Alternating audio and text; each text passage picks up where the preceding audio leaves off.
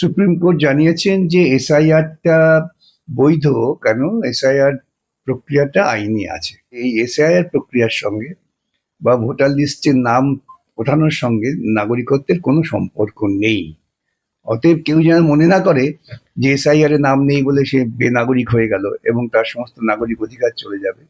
এই অনুপ্রবেশের তত্ত্বটা বামফ্রন্টের বিরুদ্ধে খাড়া করেছিল মমতা। তারা সবাই বলছে আমরা বিগত 4 বছরে, 5 বছরে, 10 বছরের মধ্যে এসেছি।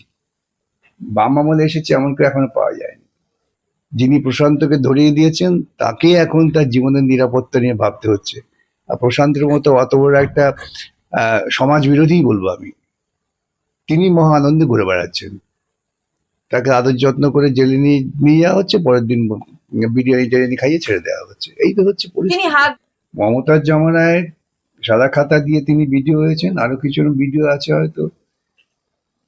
প্রচুর দুর্নীতি হয়েছে, চাকুরি দুর্নীতি ইত্যাদি। এখন এই সরকার এসেছেন, তারা কতটা এই দুর্নীতির বিরুদ্ধে নিষ্ঠাবান সেটা তো ঘটনা প্রমাণ করবে। সুপ্রিম কোর্ট জানিয়েছেন যে এসআইআরটা বৈধ।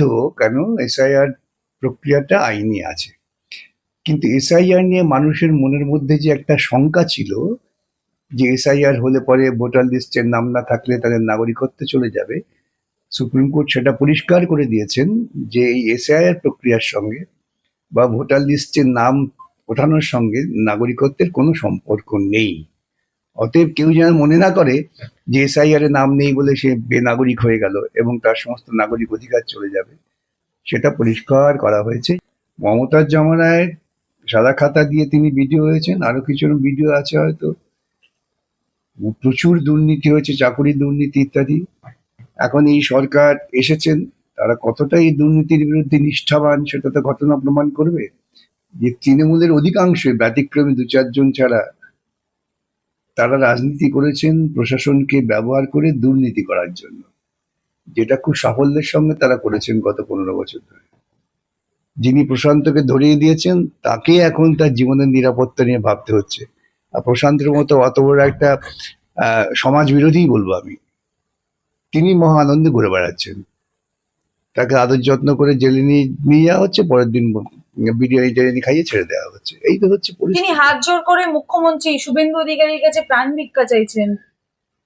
এইটাই তো হচ্ছে বাস্তবতা সমাজে, এটাকে অস্বীকার করলে মুশকিল।